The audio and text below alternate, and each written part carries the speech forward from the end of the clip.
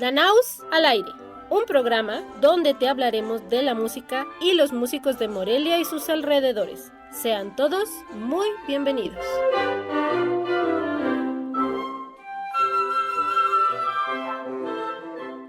Muy buenos días, queridos radioescuchas. Está aquí Monse, oboísta de Ensamble Danaus.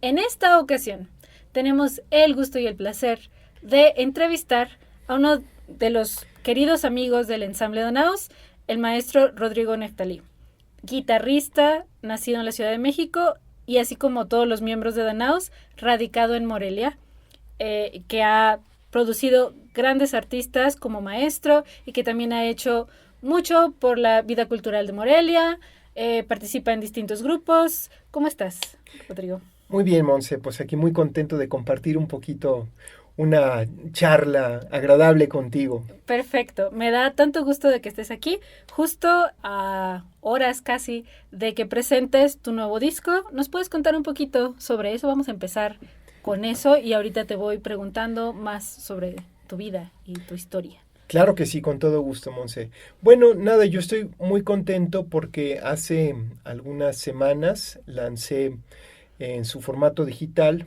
un disco cuyo nombre, cuyo título es El río como la vida. Es un disco que contiene un programa de obra compuesta por mí para guitarra sola y yo mismo interpreto estas piezas, ¿no? A mí me hace mucha ilusión porque es un proyecto de piezas que he ido componiendo durante algunos años, ¿no? Y que he podido compilar para finalmente grabarlas y hacer una suerte de suite compilatoria, ¿no? Perfecto. Lo vas a presentar, ¿verdad? ¿Tienes una fecha que nos puedas compartir? Quiero hacerlo al principio del programa porque lo vamos a hacer después al final, pero así la gente, primera cosa que escucha, sabe que tiene que ir a... La presentación del disco El río como la vida, que será este jueves 26 de septiembre, en punto de las 7 de la noche, en la Sala Niños Cantores del Conservatorio de las Rosas. Muy bien. Esto es el día de hoy, queridos radioescuchas. Esperamos que puedan asistir. Yo creo que es un evento muy importante y están todos invitados. Rodrigo, ¿cómo fue que llegaste a la ciudad de Morelia? ¿Qué te trajo a Morelia? Esa es una buena pregunta, interesante. Fíjate que yo estaba viviendo en ese entonces en Guanajuato. Ya había terminado de estudiar con un guitarrista argentino de nombre Víctor Pellegrini, que había empezado a radicar en esta ciudad de Morelia. Entonces es curioso porque iniciamos juntos un proyecto para organizar una gira. Haríamos una gira con una orquesta de Suiza, la Jugendorchester de Konitz, en el que alternaríamos justamente el concierto del sur, del cual tengo gratos recuerdos tocándolo contigo con la orquesta sinfónica de aquí de Michoacán. Y bueno, esa era la razón, es decir, yo empecé como a venir con el maestro Pellegrini para organizar para organizar esta gira. Aquí incluso vivía un manager. Y bueno, era prácticamente tan demandante digamos, la gestión que tenía que realizar que decidí de hecho alquilar un departamentito y estar aquí mientras organizaba la gira, ¿no? Y fue así como yo empecé a venir a Morelia, ¿no? Posteriormente empecé a dar clases en la Universidad Michoacana, hace bastantes años ya.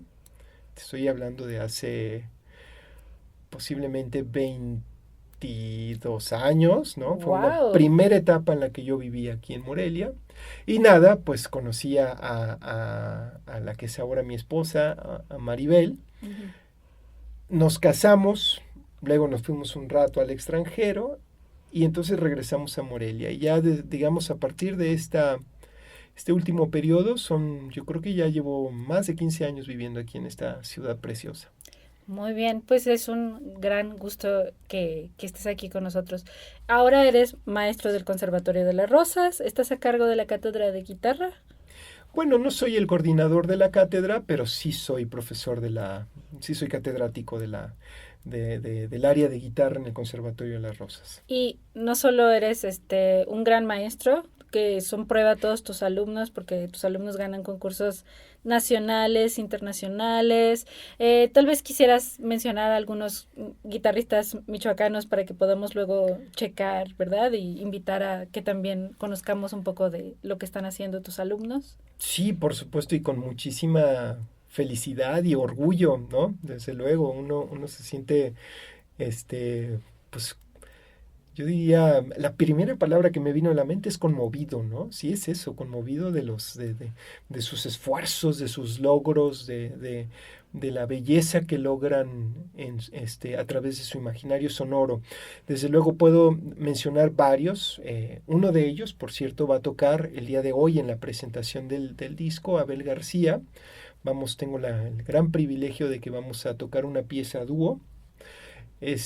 Bueno, Abelito ha ganado un montón de premios, tanto en Europa como en México, muchos nacionales, pero bueno, están también algunos otros nombres como José Daniel Salceda, como Alberto Quintanilla, como Rodrigo Merino, Arturo Vera, en fin, Sí, la lista es larga, la lista claro.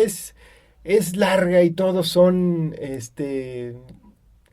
unos artistas con mucha sensibilidad y con una personalidad también muy propia, muy particular, ¿no? Qué gusto escuchar a un maestro que es tan prolífico, hablar también de sus alumnos. Siempre es agradable poder presumir el fruto de un trabajo que has estado realizando con ellos. Entonces, qué agradable. Escucharemos a continuación Grazia Ennio, del compositor Rodrigo Neftalí, para dúo de guitarras.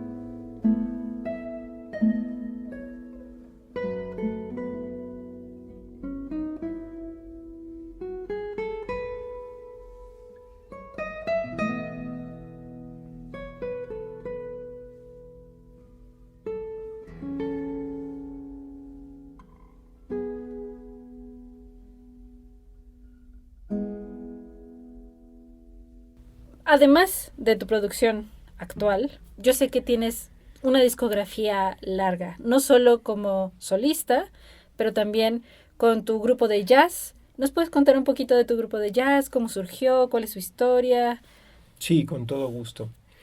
Em, Se trata del Tempus Fugit Cuarteto, que es un cuarteto, un ensamble de jazz, efectivamente, en el que pues nosotros hacemos una suerte de fusión o de mezcla, ¿no? De mis influencias probablemente porque en la mayor medida porque yo soy el compositor del ensamble, ¿no? Y esas influencias, pues yo las extraigo más bien de la música clásica, porque mi formación es más como un músico clásico que como un jazzista. Es decir, yo no crecí eh, en- tocando todos los estándares del swing, del bebop, etcétera. Desde luego he tocado muchos, pero no me formé así, es decir, mi formación no fue esa, no fue Claro. esa la raíz, mi raíz fue tocando Bach, tocando Fernando Sor, tocando William Walton, Benjamin Britten, etcétera, etcétera, un largo, etcétera, Leo Brouwer, desde luego. Entonces, desde luego, eso yo creo que se ve reflejado en esa, digamos, en esa materia, en esa sustancia del discurso musical del ensamble. Ahora, los músicos que tocan en el ensamble son músicos a los cuales yo admiro profundamente, ¿no? Y que con el tiempo se han hecho también grandes amigos, ¿no? Y que ellos tienen una solidez jazzística bien importante, ¿no? En la batería está Gustavo Nandayapa, que viene de esta estirpe chapaneca de los marimbistas, marimberos, y percusionistas, Claro. chapanecos. Aarón Cruz, que bueno, pues es más allá de etiquetas y de presunciones y demás, pero en realidad, en hechos objetivos, considerado uno de los contrabajistas más importantes de la historia del jazz de nuestro país. Muy bien. Ujú. Este, en fin, no solo lo digo yo, ¿verdad? Y luego está en el piano David Villanueva, que es un músico con una capacidad creativa espectacular, músico de aquí de Morelia. Eh, Todos ellos han tocado muchos géneros y David no es la excepción, también ha tocado él mucha música popular, hasta salsa, hasta... Y desde luego música clásica también, ¿no? O sea, es un bagaje digamos, de sazón, de un sazón de diversos estilos, de diversos géneros musicales, que eso creo que lo hace bastante interesante, ¿no? Al menos para mí me resulta así, ¿no? Y exquisito el poder compartir con estos grandes en la música, ¿no? Increíble. ¿Dónde podemos escuchar a Tempus Fugit? Bueno, afortunadamente tenemos un par de discos con este cuarteto que están circulando en todas las plataformas digitales, este, Apple Music, Spotify, etcétera, etcétera, todo este largo etcétera, ¿no? Este, Eventualmente hay por ahí algunos discos físicos, ¿no? En algunas librerías, de manera ya mucho más exquisita, Claro. difícil de encontrar, porque Sí. finalmente, como nosotros, pues finalmente no somos un proyecto comercial, siempre hemos realizado nuestros proyectos de manera independiente, desde luego no tiene este alcance comercial que tienen otro tipo de ensambles. No es de nuestra prioridad, por supuesto, ¿no? Ujú. Pero bueno, sí que se pueden encontrar estos discos eventualmente por ahí en alguna librería al fondo, etcétera, ¿no? Claro, claro.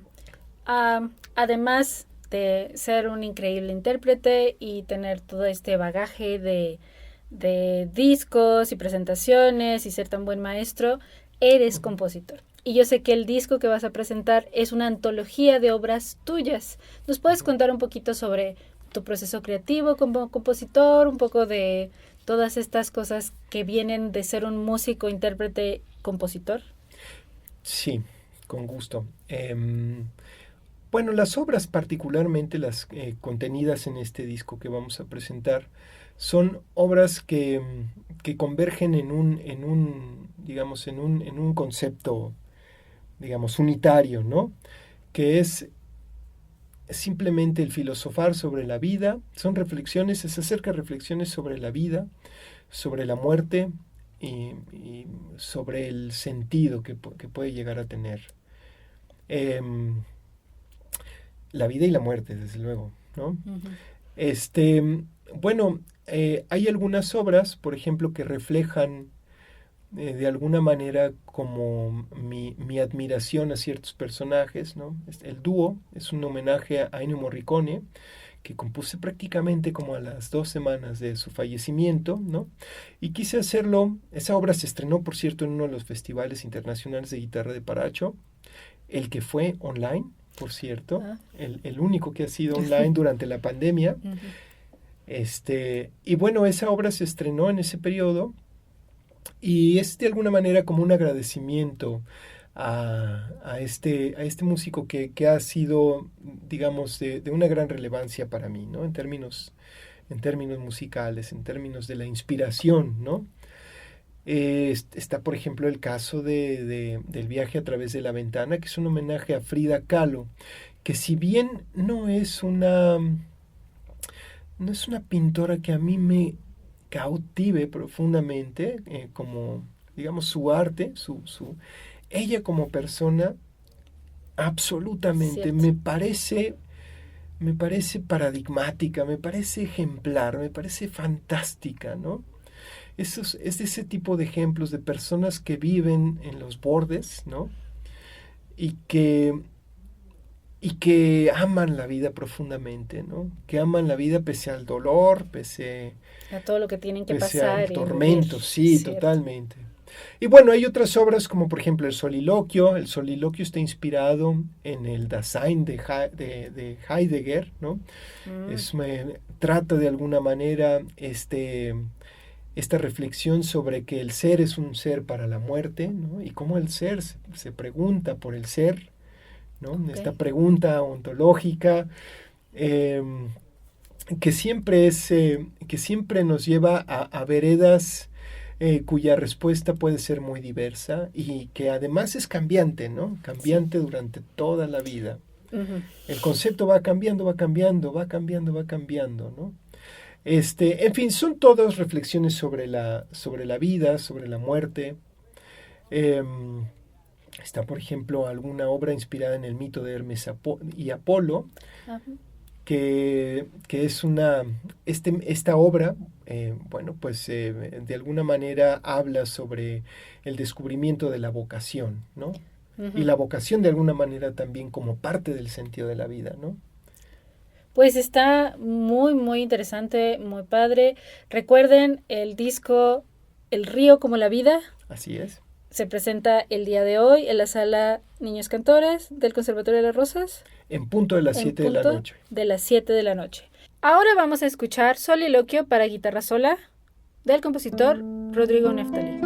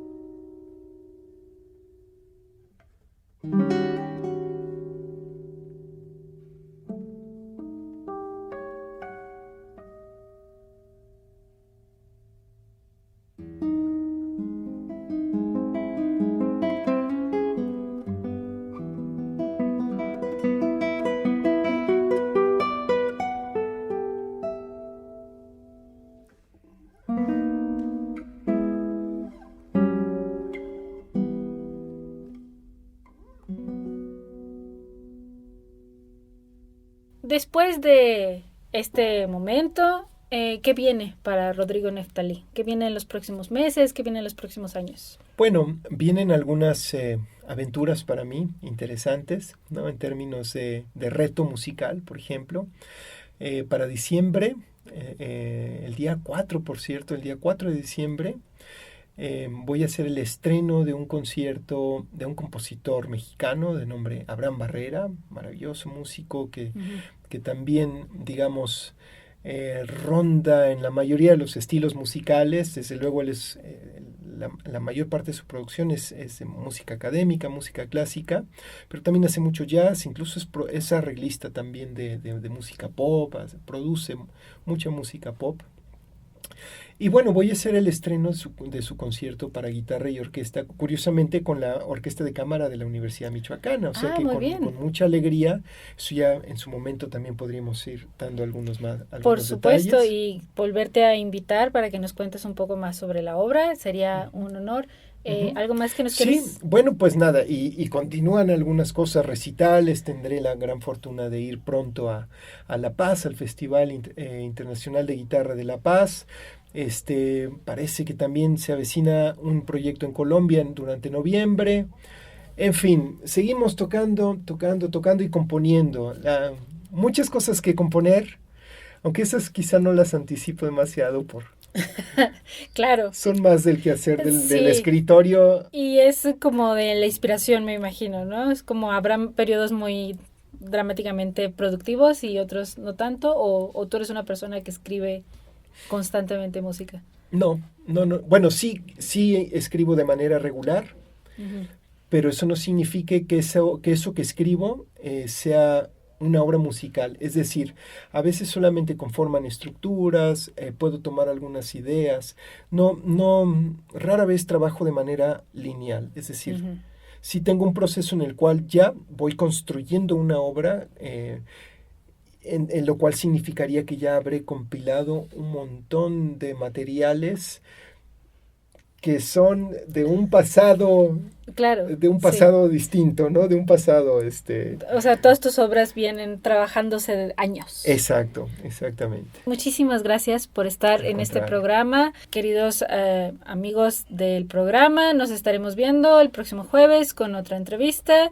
Muchísimas gracias por escucharnos y nos vemos a la próxima semana. Muchas gracias por sintonizarnos. Te esperamos los jueves a las 9:30 de la mañana aquí en Radio Nicolaita, con retransmisión los jueves por la tarde en las redes sociales de Ensamble Danaus. Síguenos en Facebook, Instagram, YouTube y tu aplicación de podcast favorito.